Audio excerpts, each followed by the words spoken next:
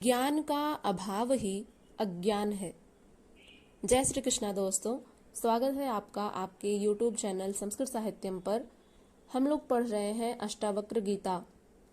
कल तक हमने पढ़ा था ऋषि अष्टावक्र राजा जनक से कहते हैं कि अहंकार का नाश होने से ही तुम सुखी और मुक्त हो जाओगे। अब आगे ऋषि अष्टावक्र राजा जनक से कहते हैं, एको विशुद्ध बोधव्यो अहमिति निश्चयवन्हिना प्रज्वाल्या ज्ञानगहनम वीत शोकः सुखी भव। अर्थात मैं एक विशुद्ध बोध हूँ, ऐसे निश्चय रूपी अग्नि से अपने गहन अज्ञान को जलाकर तू शोक रहित हुआ सुखी हो। इसकी व्याख्या में ऋषि अष्टावक्र जी कहते हैं कि अहंकार मात्र को छोड़ देने से, कर्तापन छोड़ देने से वह परम सत्ता मिल ही जाए, यह आवश्यक नहीं है।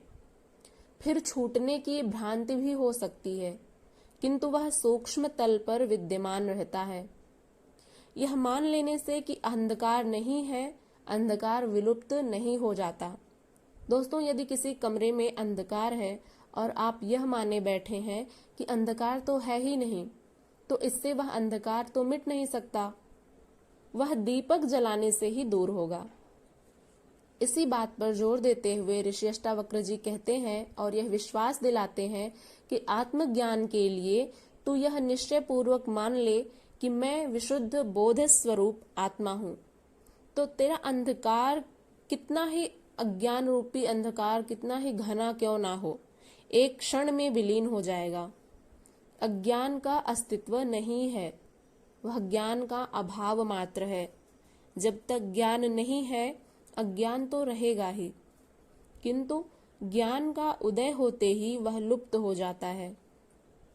इस ज्ञान प्राप्ति के बाद ही मनुष्य शोक रहित होकर सुखी हो सकता है। अज्ञान के रहते वह कभी शोक रहित नहीं हो सकता। और अज्ञान किस बात का है दोस्तों, इसको भी समझ लेते हैं। अज्ञान है मैं का। ये जो बार बार हम स्वयं को यह जताते हैं कि मैं यह करता हूँ, मैं यह समस्त सृष्टि मुझसे ही संचालित हो रही है, ये जो मैं है, इसी के कारण ही अहंकार पैदा होता है और इस मैं का मिट जाना ही मुक्ति है। दोस्तों, ऋषि अष्टावक्र कहते हैं कि अज्ञान का अस्तित्व नहीं होता। अज्ञान तभी तक है जब तक ज्ञान का अभाव है। ज्ञान को प्रकाश में लाते ही, जब ज्ञान का प्रकाश आपके भीतर आएगा तो अज्ञान स्वतः ही मिट जाएगा। किंतु ज्ञान का उदय होने पर ही अज्ञान मिट सकता है। इस ज्ञान प्राप्ति के बाद ही मनुष्य शोक रहित होकर सुखी हो सकता है। अज्ञान के कारण ही मनुष्य की अनेकों अभिलाषाएं होती हैं। जब तक वे पूरी नहीं होती, तब तक मनुष्य दुखी होता है। अभिलाषाएं, इच्छाएं, ये इनसे रहित होकर के जीना भी एक कला है दोस्तों। जो मिला है वह अमूल्य है, इसी में संतोष करके जीना, कृतज्ञता भाव से जीना ही सच्चा सुख है। जितनी अपेक्षाएं बढ़ती हैं, दुख उससे कहीं गुना ज्यादा बढ़ जाता है। जीवन में ऐसा कभी किसी के साथ नहीं हुआ कि उसकी संपूर्ण अभिलाषाएं पूरी हो गई हों। दोस्तों, इस संसार में कुछ भी पूरा नहीं है। यदि आप अपने जीवन में थोड़ा सा पीछे मुड़ करके देखें तो आप पाएंगे कि कुछ ऐसे रिश्ते थे जो छूट गए, कुछ ऐसे मित्र थे जो छूट गए, कुछ ऐसे जन थे जिनसे आप बहुत प्रेम करते थे, वे भी आपका संग छोड़ गए। किंतु यदि कुछ नहीं छूटता है तो वो है ईश्वर से प्रेम, उनका विश्वास। यही एकमात्र ऐसा भाव है जो नहीं छूटता। जितनी अपेक्षाएं हमसे बढ़ती हैं, मनुष्य उतना ही दुखी रहता है। जीवन में कभी ऐसा किसी के साथ नहीं होता कि उसकी संपूर्ण इच्छाएं पूरी हो गई हों। यह जानते हुए भी मनुष्य इच्छाएं किए ही जा रहा है, इसलिए वह दुखी होता है। दोस्तों, यहाँ पर एक बात याद आती है कि जब मनुष्य को स्वयं पता है कि उसकी इच्छाएं और दिन प्रतिदिन बढ़ती ही जा रही हैं, वह कम होने का नाम ही नहीं लेती। एक इच्छा यदि पूरी होती है तो दूसरी इच्छा भी तुरंत तैयार हो जाती है और उसको पाने के लिए मनुष्य प्रयत्न करता है। तो इसलिए यहाँ पर जब आपको पता हो कि आपकी इच्छाएं कभी भी शांत नहीं हो सकती, तो इसलिए जो अज्ञानी जन हैं, जिनको कुछ पता ही नहीं है, उनको तो समझाया जा सकता है, लेकिन मूर्खों को कभी नहीं समझाया जा सकता। जो इस मूढ़ भाव में जी रहे हैं, उन्हें समझाना बहुत ही मुश्किल है। लेकिन जो कुछ नहीं जानते, जिन्हें ये नहीं पता हो कि ये अभिलाषाएं क्या होती हैं, अभिलाषाएं क्यों होती हैं और ये बढ़ती ही क्यों रहती हैं, ऐसे अज्ञानी जन को तो आप अवश्य ही समझा सकते हैं। लेकिन जो ये जानते हैं कि अभिलाषाएं कभी खत्म नहीं हो सकती, ऐसे व्यक्तियों को समझाना बहुत ही कठिन है। मनुष्य सब कुछ जानते हुए भी अभिलाषाएं किए ही जाता है और वह इसी कारण से दिन प्रतिदिन दुखी रहता है। और इसका कारण वह स्वयं ही है, दूसरा कोई नहीं है। यह अज्ञान ही है जो विशुद्ध बोध द्वारा ही नष्ट हो सकता है। अगले सूत्र में ऋषि अष्टावक्र जी कहते हैं, यत्र विश्वमिदं भाति कल्पितं रज्जु सर्पवत् आनंद परमानंदः सबोधस्त्वं सुखम चर। अर्थात जहाँ यह विश्व रस्सी में सर्प के समान कल्पित प्रतीत होता है, वही आनंद परमानंद बोध है। अतः तू सुख पूर्वक विचरण कर। इसका अर्थ यह है दोस्तों, इस सूत्र में अष्टावक्र जी आत्मा एवं सृष्टि का संबंध बताते हुए कहते हैं कि आत्मा निराकार है, उसका कोई रूप नहीं है। उसी निराकार का साकार रूप यह सृष्टि है। आकार बनते हैं व बिगड़ते हैं, किंतु मूल तत्व वही रहता है। जैसे उदाहरण के माध्यम से समझते हैं, लोहे से विभिन्न औजार बनते हैं, उन्हें गलाकर पुनः विभिन्न औजार बनाए जाते हैं, किंतु मूल तत्व जो लोहा है वह तो रहता ही है अपने मूल स्वरूप में। जो बनते बिगड़ते हैं वे तो अनित्य हैं, शाश्वत नहीं है। शाश्वत वही चैतन्य आत्म तत्व है। इसे एक अन्य उदाहरण के माध्यम से भी समझ सकते हैं। जैसे मिट्टी है, मिट्टी से आप घड़ा बना सकते हैं और फिर उसी मिट्टी से ही आप कोई नया आकार दे सकते हैं। आकार तो बदलते ही रहते हैं, लेकिन मूल जो तत्व रहता है वो मिट्टी है। इसलिए शाश्वत वही है जो चैतन्य है। चैतन्य आत्म तत्व ही शाश्वत है। अध्यात्म में इसी अनित्य को भ्रम कहा गया है, जो नित्य नहीं रहते। यह आज दिखाई देता है, कल नहीं रहेगा, इसलिए इसका सहारा लेना ही भ्रांति है। फिर अष्टावक्र जी कहते हैं कि सृष्टि रस्सी में जिस प्रकार कल्पित सर्प दिखाई पड़ता है, वैसे ही यह सर्प के समान दिखाई देती है, किंतु यह रस्सी जैसी। केवल तुम्हारी मनोदृष्टि से ही यह सर्प के समान दिखाई दे रही है। यह जैसी है उसका ज्ञान तुम्हें नहीं है। दोस्तों, जैसे सर्प और रस्सी, इसका उदाहरण समझते हैं। जब अंधेरे में कोई रस्सी पड़ी रहती है तो हमें अज्ञानवश यह भ्रम हो जाता है कि वह सर्प है, किंतु जैसे ही प्रकाश होता है तो वह समस्त भ्रम मिट जाता है एक ही क्षण में जब प्रकाश होता है, और हमें यह ज्ञान हो जाता है कि यह तो रस्सी है, सर्प नहीं। तो उसी प्रकार से यह समस्त सृष्टि हमें जो है अहंकार के कारण हमारे यह उस मूल तत्व परमात्मा की तरह नहीं दिखाई देती। हम अहंकार में डूबे हुए मनुष्य हैं। हमें यह उस रस्सी में सर्प की भांति ही वह दिखाई देती है, किंतु जो मूल है वह रस्सी, वह परमात्मा हमें नहीं दिखाई देता। मनुष्य के मन में जैसे भाव होते हैं, यह संसार उसे वैसे ही भाता है, किंतु संसार उससे भिन्न है। मन में भूत प्रेत का भय रहने पर जंगल में तो क्या घर में ही भूत प्रेत दिखाई देने लगेंगे। यदि आपके मन में भूत प्रेत का भाव है तो आपको जंगल जाने की आवश्यकता नहीं है।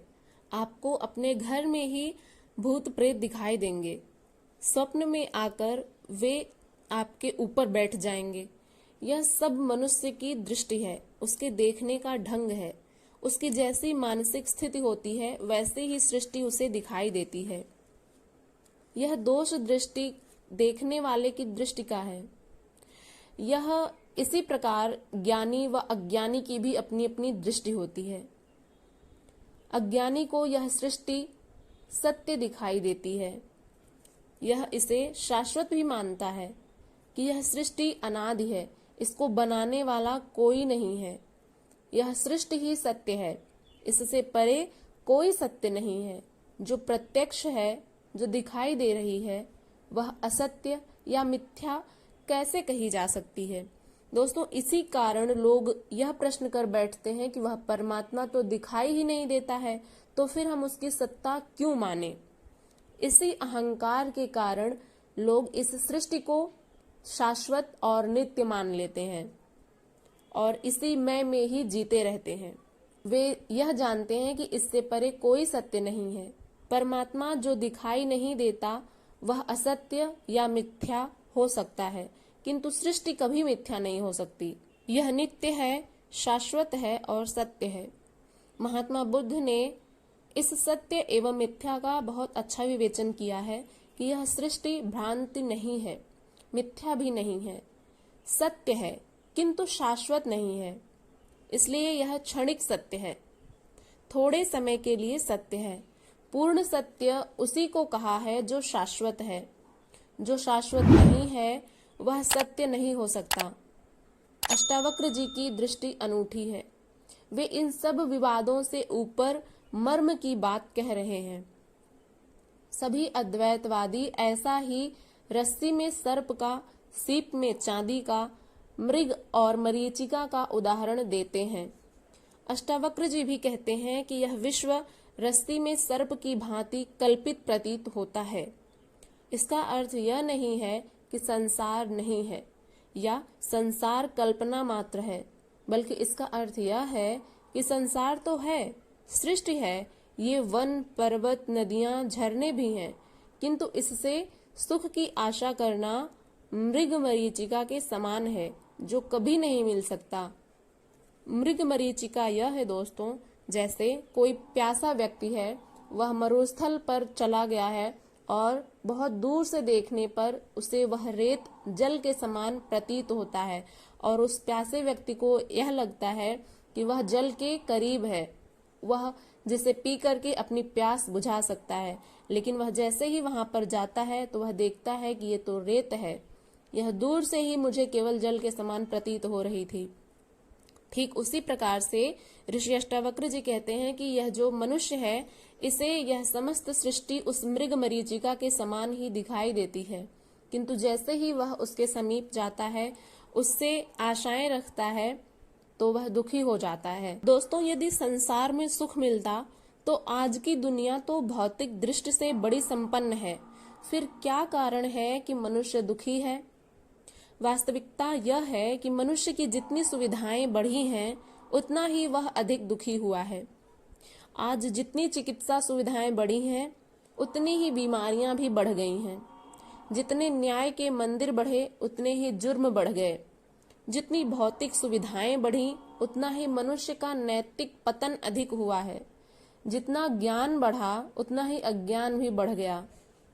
जितने साधु संत, मंदिर, मस्जिद, गुरुद्वारे बढ़े, उतना ही अधर्म भी बढ़ गया। जितना अच्छाई लाने का प्रयत्न किया गया, उतनी ही बुराई अपने आप बढ़ती गई। एक विपरीत समानांतर व्यवस्था अपने आप बन गई। इसका क्या कारण है? इसका उत्तर किसी के पास नहीं है। केवल अध्यात्म ही इसका उत्तर देता है कि इस सृष्टि में, इस संसार में, इन भोगों में सुख ढूंढना मूर्खता है। यह मृग मरीचिका के समान है, कभी नहीं मिल सकता, क्योंकि बाह्य वस्तुओं में सुख है ही नहीं। मिलेगा कहां से? तो वह सुख का सागर, वह आनंद का सागर तो तुम्हारे भीतर है, जिसे प्राप्त किए बिना सुख नहीं मिल सकता, आनंद भी नहीं मिल सकता। उसे पा लो तो तुम सुखी हो जाओगे। स्वामी रामतीर्थ ने भी कहा है कि संपन्न सांसारिक विषयों में आनंद ढूंढना व्यर्थ है। इस आनंद का निवास तो तुम्हारे ही भीतर है। अष्टावक्र जी इसी सत्य को प्रकट करते हुए कहते हैं कि यह संसार रज्जु के समान है, निर्जीव है, प्रकृति मात्र है और भौतिक है।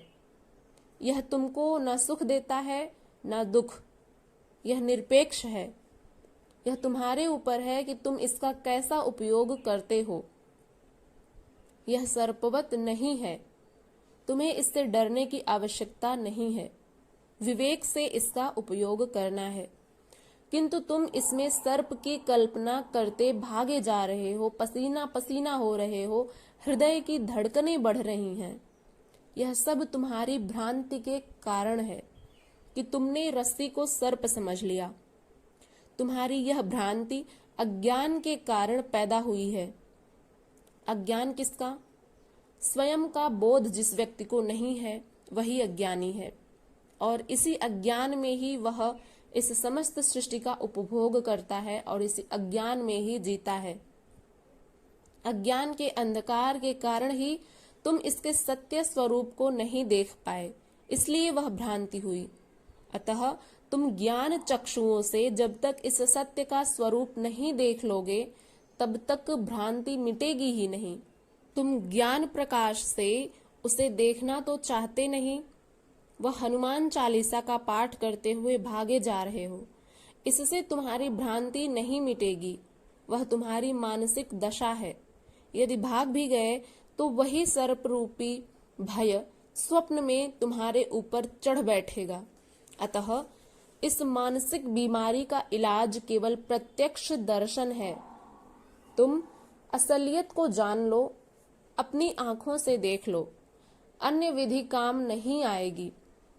फिर अष्टावक्र जी राजा जनक को कहते हैं कि यह संसार सत्य है या असत, अच्छा है या बुरा, रस्सी है या सर्प, इससे कोई लेना देना नहीं है। तो संसार नहीं है, ना तो संसारी है। तेरे लिए भय का कोई कारण नहीं है, तू आत्मा है। फिर तेरे में दुख, भय आदि कैसे व्याप्त हो सकता है? तू ज्ञानी ही नहीं है, स्वयं ज्ञान है, बोध है, इसलिए तू सुखपूर्वक विचर। इस आत्मज्ञान से तेरे सारे संशय, भ्रम दूर हो जाएंगे। संसार के प्रति जो तुम्हारी दृष्टि है वह बदल जाएगी। जिस प्रकार स्वप्न में किसी को देखकर भय लगता है किंतु स्वप्न टूटने पर भय दूर हो जाता है, उसी प्रकार अज्ञानी ही संसार से डरता है, भयभीत होता है। ज्ञान का उदय होने पर वह इस काल्पनिक भय से मुक्त हो जाता है। इसलिए दोस्तों, इस सूत्र के माध्यम से ऋषि अष्टावक्र जी हमें यह समझाना चाह रहे हैं कि हमें अहंकार रूपी इस अंधकार में नहीं भटकना है। अब हमें जाग जाना होगा, क्योंकि यदि अधिक देर तक सोते ही रहे तो यह विषैला जो सर्प है अहंकार रूपी, वह हमें हमेशा डसता ही रहेगा और हम उसे नहीं जान पाएंगे और इसी गर्त में चले ही जाएंगे। इसलिए ज्ञान का उदय होना बहुत आवश्यक है। दोस्तों, ये वीडियो यदि आपको पसंद आई हो तो इसे एक लाइक अवश्य करिएगा, जिससे हमारा मनोबल बढ़े और हम इसी तरह की वीडियोस आपके लिए ले आते रहें। और चैनल पर यदि नए हैं तो सब्सक्राइब अवश्य करिएगा, बेल आइकन को प्रेस करिएगा ताकि आने वाली हर वीडियो की नोटिफिकेशन सबसे पहले आप तक पहुंचे और आप उसे सुन करके अपने जीवन में सकारात्मक भाव ला सकें और अपने जीवन में एक जो लक्ष्य आपने तय किया है उसको पा सकें। दोस्तों, चलिए मिलते हैं किसी अन्य वीडियो के साथ। आप यदि कोई वीडियो सजेस्ट करना चाहते हैं, कोई कंटेंट कि आप इस पर वीडियो बनाएं, तो आप अवश्य ही उसको कमेंट बॉक्स में कमेंट करिएगा, हम उस पर अवश्य ही वीडियो बना देंगे। चलिए मिलते हैं किसी अन्य टॉपिक के साथ, तब तक के लिए अपना ध्यान रखिएगा। हरे कृष्णा।